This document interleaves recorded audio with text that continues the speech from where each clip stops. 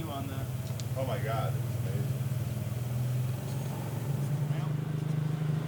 We're here at Lemons. It's day 2. We're currently in 49th place, probably out of the running for first overall. When you go down for an hour and 15 trying to fix transmission issues, that's what happens. We're in 14th place in C class, so that's something. 37 laps back from the leader, so that's what we're chasing. 37 laps today. Let's hope the car holds together. The goal is everybody gets to drive today, and that the car finishes and drives up on Cooper's trailer at the end. That's today's goal.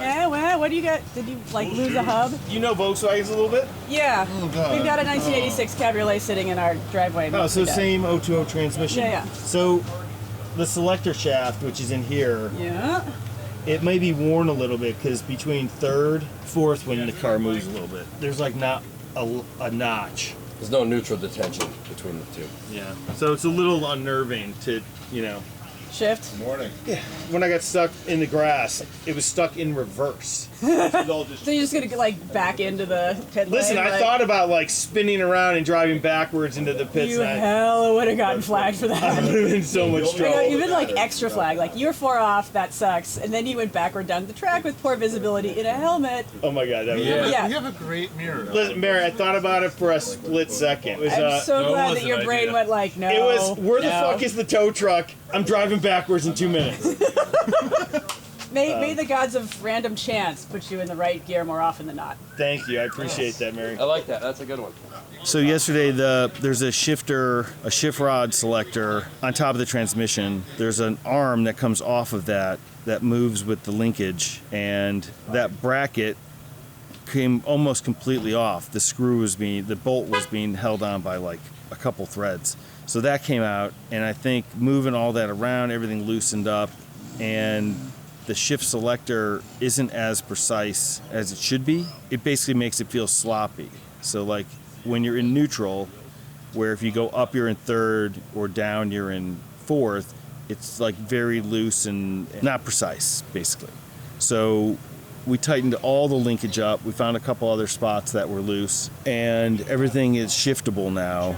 It's just a matter of how long the shift selector rod will last. Hopefully it'll last a whole race, and then we'll give the tranny to Hank and he'll replace that. So we'll see what happens. The wing, our spoiler, probably aided about 3 pounds of downforce. So it was super noticeable. I can't wait to build the bigger wing. Probably the only thing holding the car back is a 6-foot wing on the back of it. What did you say? I absolutely agree. So there you go.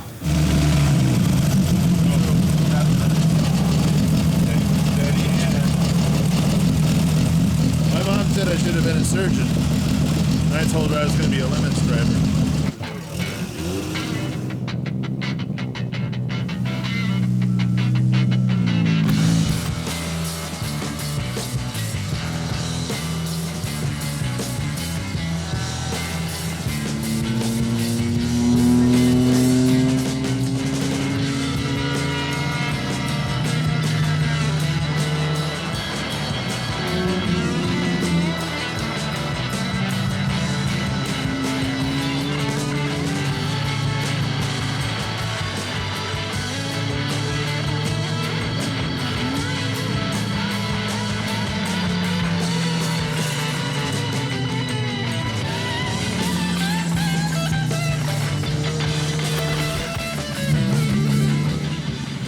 You got to be very precise with your shifts, but let the oil drain down, and we got to check it. We're probably down a quart at least.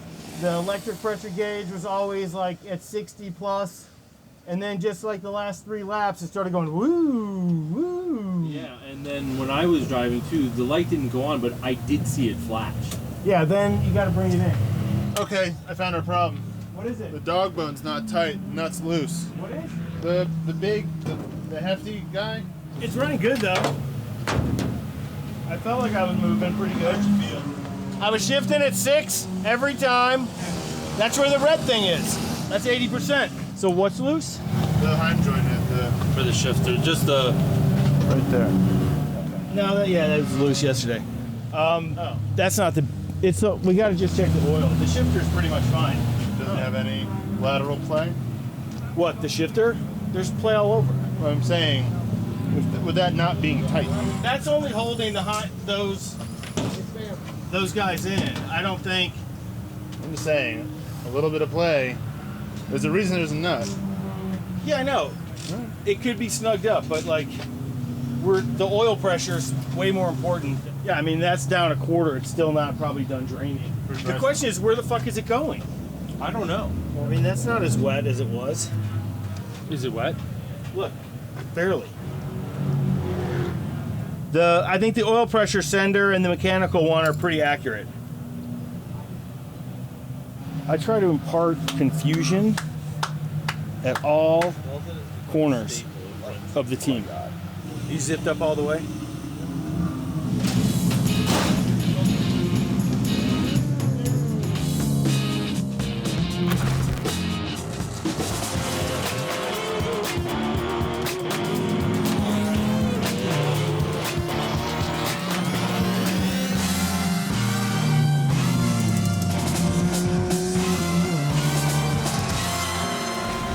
Did it spike all of a sudden, or was it climbing? Kind of all of a sudden. I mean, I look every lap and then. Then you saw it high? So Anthony was saying, cool down what's in the radiator for a minute or two. Then we don't have to start the engine, just circulate the engine, just crank it over. You start it, really, Yeah. and then let it idle for, like 20 seconds. That'll pull everything that's been cooled down here, push it into the block, and everything from the block will come out here. It's a quicker way to cool the system. Okay. Feel this. It doesn't even feel that hot through here. There's a ton of heat here. Yeah. Feel the heat coming off of here though. It's almost like this isn't flowing. Yeah, I shouldn't be able to put my fucking thumb on that and hold it there. You might have a clog. Coming down a little. I can feel it pulling heat now. Start it off again. Yeah, because all you're doing is everything in the block wants to boil. So getting it over here and getting air across it, you'll bring it down. The last time we had a problem like this, our head was warped in the middle. I don't think it's the head. I mean, you might just have a thermostat failing. It's just not opening. We just run without it, you pull it out. No, because then it circulates too fast, you'll get no cooling at all. Race speeds, like does it matter? Yeah, Is it opening and closing during racing? yeah. Because by the time you can cool this, and this gets hot enough, it opens, it says, hey, I want it. You know what I mean? Now you're transferring all that cool in here, you're putting the heat back in here, then it's closing and going, cool that. You know what I mean? Yeah. That's what it's designed, because the coolant just does this, and it keeps getting hotter and hotter and hotter, and it doesn't spend enough time in the radiator to cool. No.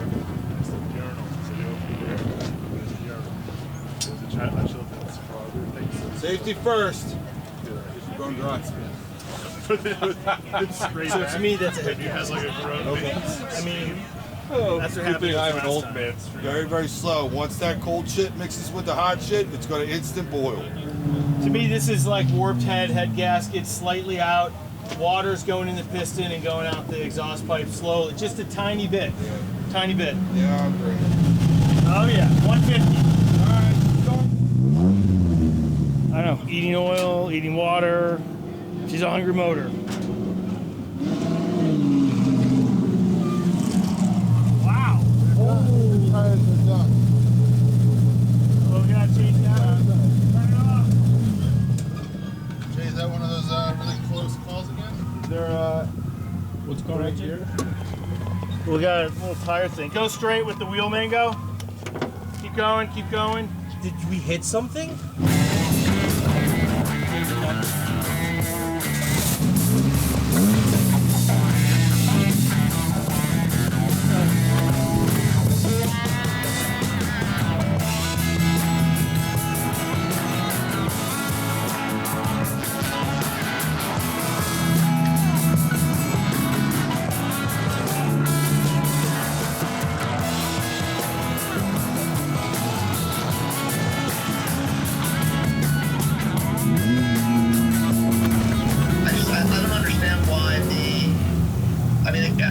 to think that it's a head gasket going on.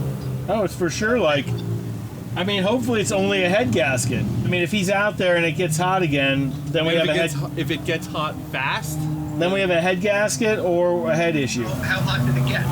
230. hot enough that if we ignored it, it would have been a problem. Yeah, because there's no water in the engine. So for them, it's like 270 now. That's fast as fuck. That's crazy.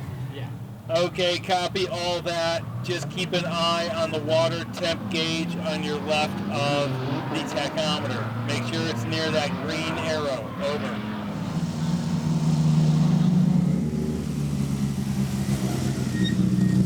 It was funny. It was fine when he asked me, and then I went and looked over here.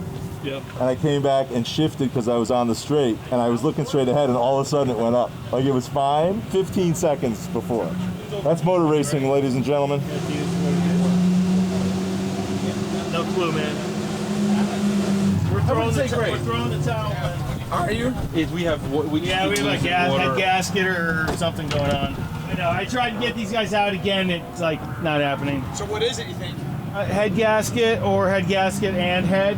This may be the last, session with this head because I don't think we can mill it down anymore. It's already been done, worked twice, I think. So, okay. How was the gear select?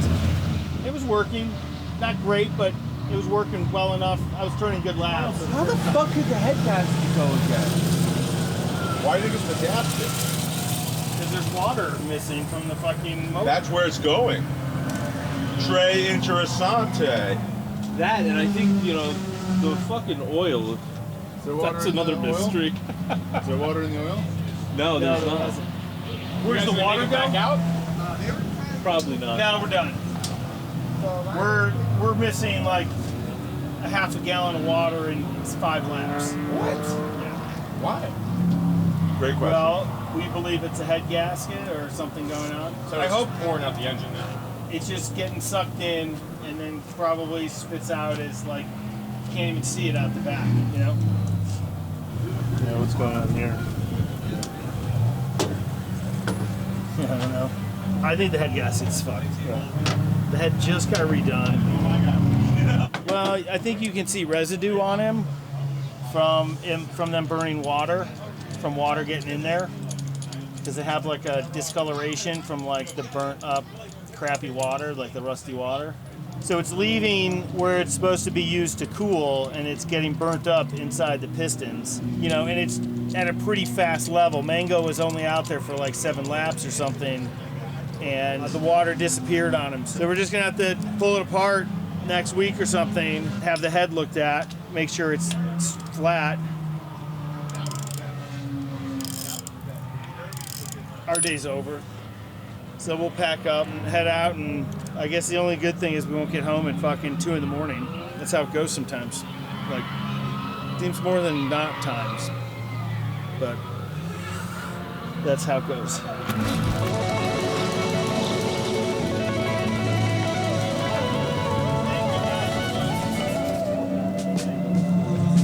So let me tell you what happened this weekend. Everything started great on Friday. Everybody tested, everybody ran, everybody had a good time. We noticed a couple things Saturday morning, got that taken care of. I think Saturday, drivers 1, 2 went well, and then 3 getting in the car. Derek had a problem with the shifter. And then when I got in the car, everything was just a mess. Brought it right in. Took about an hour to sort out some sort of solution, and then finished up Saturday, and then got in today, had a great hour 20, and then just started noticing oil pressure fluctuations. Brought it in, checked that, then all of a sudden Cooper went out. I don't know how long Cooper was out for, but he started having disappearing coolant problems, and then basically that stopped the day because we figured out it was probably a head gasket. We'll know for sure in a couple of weeks when we pull the head off. We need to see if the block is flat. We need to get the head checked, and I mean the head could have a crack in it somewhere. That's possible too. So we'll have to bring the head to the shop and get it pressure tested and all that stuff. We have another head that we could use. Doesn't have the stuff in it that we've done to it, but head's ahead at this point for this car. Thanks for watching. I wish we could brought home the gold for you guys. Not today, not this weekend. Next race though. Stay tuned. here for the last one.